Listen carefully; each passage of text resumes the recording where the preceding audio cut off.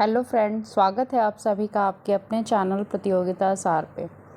इस चैनल पे आपको जीएस के क्वेश्चंस जो प्रीवियस एग्ज़ाम्स में आए हैं उनको डिस्कस किया जा रहा है। साथ ही करंट अफेयर से रिलेटेड टॉपिक को कवर किया जा रहा है और हिस्ट्री और पॉलिटी इन सब के टॉप मोस्ट इम्पॉर्टेंट क्वेश्चंस जो है 100+ 200+ इनको कवर किया जा रहा है।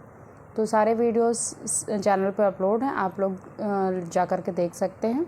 और जो ये आज का सेशन है इसमें मिसलेनियस सेक्शंस के क्वेश्चन रहते हैं, जैसे आपका साइंस हो गया, हिस्ट्री हो गया, पॉलिटी, ज्योग्राफी, इन सब के सेक्शंस से क्वेश्चंस रहते हैं जो कि प्रीवियस एग्ज़ाम्स में पूछे गए हैं और आगे आने वाले एग्ज़ाम में पूछे जाने की संभावना है। सेट 33 तक अपलोड हो चुका है। आज सेट 34 के क्वेश्चंस को देखते हैं। चलिए स्टार्ट करते हैं सेट 34 का क्वेश्चन। सेट 34 के क्वेश्चन को देखते हैं। पहला क्वेश्चन है, वास्को डी गामा कालीकट तट पर कब पहुंचा था? तो वास्को डी गामा जो कालीकट तट पर पहुंचा था ये 1498 ईस्वी में पहुंचा था। सुरक्षा प्रकोष्ठ की नीति किससे संबंधित है? तो ये वॉरेन हेस्टिंग से संबंधित है। सुरक्षा प्रकोष्ठ यानी कि रिंग फेंस की नीति। आइए थोड़ा सा इसका एडिशनल फैक्ट भी देख लेते हैं जो कि आपके एग्ज़ाम के पॉइंट ऑफ व्यू से इम्पॉर्टेंट है कि आखिर ये रिंग फेंस की नीति क्या थी। तो देखिए, रिंग फेंस नीति वॉरेन हेस्टिंग्स द्वारा लागू की गई एक नीति थी जिसमें अपने स्वयं के क्षेत्रों की सुरक्षा के लिए अपने पड़ोसियों की सीमाओं की रक्षा करना शामिल था। यह मराठों और मैसूर साम्राज्य के खिलाफ ईस्ट इंडिया कंपनी के युद्ध में परिलक्षित हुआ था। ईस्ट इंडिया कंपनी अपने सहयोगियों की सुरक्षा को मजबूत करने के लिए सेना भेजती थी और उनके रखरखाव का खर्च उस राज्य के शासकों द्वारा वहन किया जाता था। इस तरह स्थानीय शासक अपनी सुरक्षा के लिए ईस्ट इंडिया कंपनी पर निर्भर रहते थे। यही था रिंग ऑफ फेंस या फिर सुरक्षा प्रकोष्ठ की नीति। फूट डालो और राज करो की नीति किसके द्वारा बनाई गई थी? तो ये देखिए, लॉर्ड कर्जन और मिंटो के द्वारा बनाई गई थी। यानी कि जो बंगाल का विभाजन था वो भी लॉर्ड कर्जन के द्वारा करवाया गया था 1905 में। तो उस टाइम पे भी इनकी यही नीति फूट डालो राज करो वाली जो है उसका इन्होंने सहारा लिया था। अगला क्वेश्चन देखते हैं, इस्तमरारी बंदोबस्त किसने लागू किया? तो ये लॉर्ड कॉर्नवालिस के द्वारा लागू किया गया था। अगला क्वेश्चन है, महात्मा गांधी ने ब्रिटिश पार्लियामेंट को बांझ और वेश्या कहा है। इन्होंने अपनी जो पुस्तक थी हिंद स्वराज में इन्होंने ब्रिटिश पार्लियामेंट को बांझ और वेश्या कहा था महात्मा गांधी जी ने। अगला क्वेश्चन है, असम में 1857 की क्रांति का नेता कौन था? तो देखिए, 1857 की क्रांति का जो नेता असम में था वो दीवान मनीराम दत्त थे और वहाँ के अंतिम राजा के पौत्र कंदपेश्वर सिंह को राजा घोषित करके विद्रोह की शुरुआत हुई थी, परंतु शीघ्र ही विद्रोह का दमन हो गया एवं मनीराम दत्त को फांसी दे दी गई थी। बहुजन समाज का संस्थापक कौन था? तो मुकुंद राव पाटिल जो है बहुजन समाज के संस्थापक थे। ये बहुजन समाज पार्टी से कंफ्यूज मत होइएगा, उसके तो काशीराम थे। गांधीयन इनोवेशन का तात्पर्य क्या है? तो गांधीयन इनोवेशन का मतलब है कम निवेश से अधिक उत्पादन अधिक लोगों के लिए। इरविन तथा गांधी को दो महात्मा किसने कहा था? तो सरोजिनी नायडू ने जो है इरविन तथा गांधी को दो महात्मा की संज्ञा दी थी। ब्रिटिश संसद के सदस्य के रूप में चुने जाने वाले प्रथम भारतीय कौन थे? तो दादा भाई नौरोजी जो हैं ये प्रथम भारतीय थे जो कि ब्रिटिश संसद के द्वारा चुने गए थे। क्वेश्चन नंबर 11 देखते हैं, वर्मा भारत से कब अलग हुआ था? तो देखिए, वर्मा भारत से गवर्नमेंट ऑफ इंडिया एक्ट 1935 के फलस्वरूप अलग हुआ था।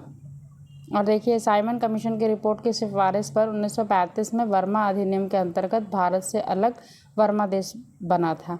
यह 1937 में ब्रिटिश भारत से वैधिक रूप से अलग हो गया एवं एक पृथक प्रांत बन गया था। वर्मा 1937 तक जो है ब्रिटिश भारतीय प्रांत था। किस अनुच्छेद में गिरफ्तारी और निरोध से संरक्षण का प्रावधान है? तो देखिए, गिरफ्तारी और निरोध से संरक्षण का प्रावधान आर्टिकल 22 में है।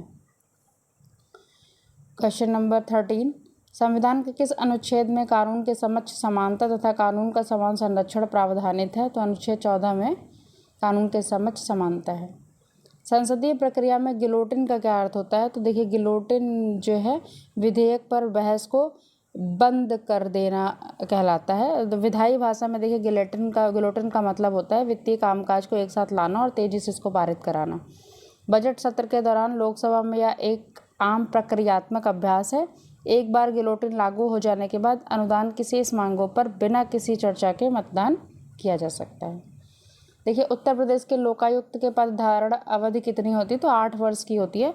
और देखिए, लोकायुक्त जो है उसके बारे में थोड़ा सा देख लेते हैं। तो लोकायुक्त जो है भारत के राज्यों द्वारा गठित भ्रष्टाचार रोधी एक संस्था है। इसका गठन स्कैंडिनेवियन देशों में प्रचलित अम्बुड्समैन की तर्ज पर किया गया था। लोकायुक्त का वैसे कार्यकाल जो है 5 वर्ष का होता है, लेकिन यहाँ पे 8 वर्ष का है यूपी में। क्वेश्चन नंबर 16 देखिए, सतलज और काली नदी के मध्य स्थित हिमालय भाग क्या कहलाता है? तो इसको जो है कुमाऊं हिमालय बोलते हैं। भारत में मानसून की उत्पत्ति किस पवन के द्वारा होती है? तो दक्षिण पश्चिम पवनों के द्वारा जो है भारत में मानसून की उत्पत्ति होती है। सुंदरी का वृक्ष देखिए कहाँ पाया जाता है? तो सुंदरी का वृक्ष जो आपका है ये पश्चिम बंगाल में पाया जाता है। ग्रेट विक्टोरियन मरुस्थल कहाँ स्थित है? तो ये ऑस्ट्रेलिया में है, ग्रेट विक्टोरियन मरुस्थल। अगला क्वेश्चन देखते हैं, अल्पाइन लाइन किसे विभाजित करती है? तो फ्रांस एवं इटली को। जैसे देखिए आपका रेड क्लिफ लाइन है वो भारत पाकिस्तान को, मैकमोहन भारत चाइना को, इसी तरीके से ये अल्पाइन लाइन जो है फ्रांस एवं इटली को विभाजित करती है। पायरोमीटर का प्रयोग क्यों किया जाता है? तो उच्च ताप के मापन में किया जाता है पायरोमीटर का प्रयोग। विद्युत उपकरणों में अर्थ का प्रयोग होता है, क्यों? तो सुरक्षा के लिए करता है। आपने देखा होगा अर्थिंग वायर्स होती हैं। वह अम्ल जो दूध से दही बनने के दौरान बनता है तो लैक्टिक अम्ल होता है। क्वेश्चन नंबर 24, वह आहार समूह जो मनुष्य के शरीर को अधिकतम ऊर्जा प्रदान करता है? तो देखिए सबसे ज़्यादा एनर्जी मिलती है वो कार्बोहाइड्रेट और जो फैट है और प्रोटीन से मिलती है। टाइफाइड तथा हैजा विशिष्ट उदाहरण है किस तरीके के जो बीमारी का ये उदाहरण है? तो ये जलजन्य रोगों का उदाहरण है, यानी कि ये दूषित जल से होती हैं ये बीमारियाँ। तो आज के 25 क्वेश्चंस जो हैं आपके कवर हो चुके हैं। प्रीवियस वीडियो भी आप लोग चैनल पे अपलोड है, इसमें भी 25 क्वेश्चंस हैं पर सेट में। तो 33 क्वेश्चंस का जो सेट है वो अपलोड है, आप लोग उसको देख सकते हैं। और ये सारे क्वेश्चन मोस्ट इम्पॉर्टेंट है, आपके प्रीवियस एग्ज़ाम्स में पूछे गए हैं। तो आने वाले एग्ज़ाम में भी इसी तरीके के पैटर्न के क्वेश्चंस आते हैं।